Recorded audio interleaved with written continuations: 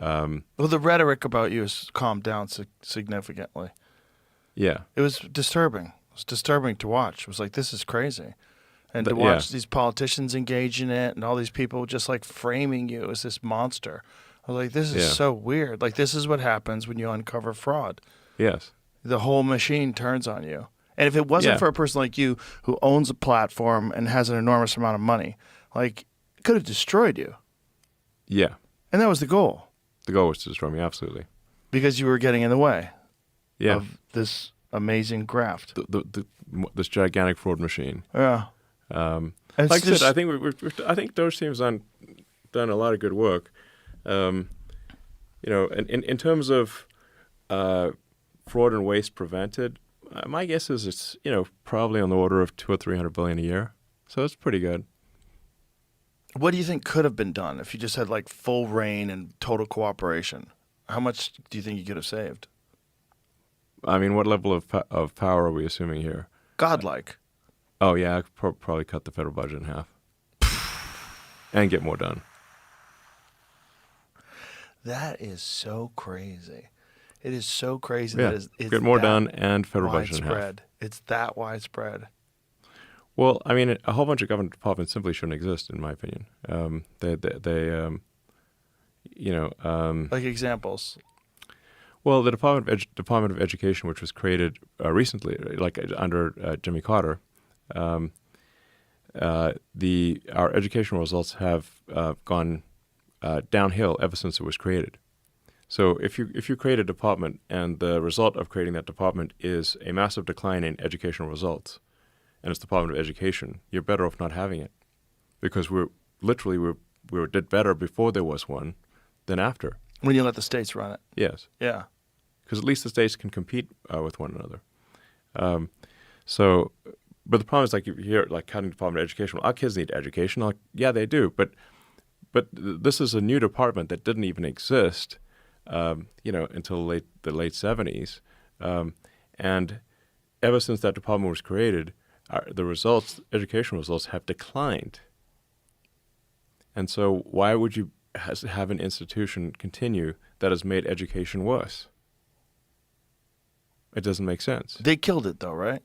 No, there's still, unfortunately. But they were trying to kill it. It has been substantially reduced. Okay. What other organizations? What other departments? Well, I mean, I'm a small government guy, so when the country was created, we just had the Department of State, Department of War, and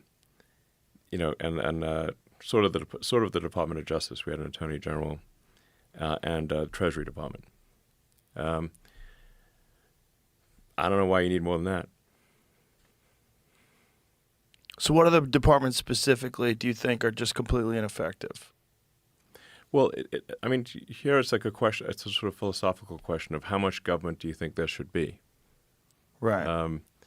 In my opinion, there should be the least amount of government. I've heard the most bizarre argument against this is that you're cutting jobs and you're going to leave people jobless. And I'm like, but their jobs are useless. Paying people to do nothing doesn't make sense. Right. Like there's a great it's a story about like Milton Friedman, who is awesome. Generally whatever Milton Friedman said is, people should do that thing. I'm not sure if it's apocryphal or not, but like someone complained to him, like he observed, I think, people that were like digging ditches with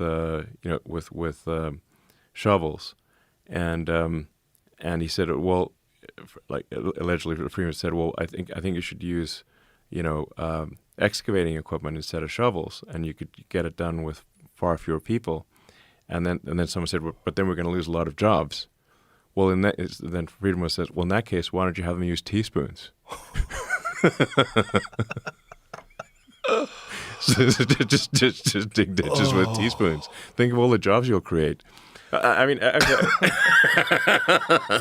It's bullshit. Basically, you just want people to work on things that are productive. You want people to work on building things, on building, providing products and services that people find valuable, making food, being a farmer or a plumber or electrician or just anyone who's a builder or providing useful services. And that's what you want people to be doing, not fake government jobs that don't add any value or may subtract value. There's also to illustrate the absurdity of how is the economy measured. Like the way economists measure the economy is nonsensical, because they'll measure any job, no matter, even if that job is a dumb job that has no point and is even counterproductive. So the joke is like there's two economists going on a hike in the woods. They come across a pile of shit, and one economist says to the other, "I'll pay you $100 to eat that shit." So the economist eats the shit, gets the $100. They keep walking. Then the other they come across another pile of shit, and the other economist says, "Now I'll pay you $100 to eat the pile of shit." So he pays the other economist $100 to pile of shit. Then the way they said, "Look, wait a second. We both just ate a pile of shit, and we don't have any more extra money. Like we both, you just gave the $100 back to me, and we both ate a pile of shit. This doesn't make any sense."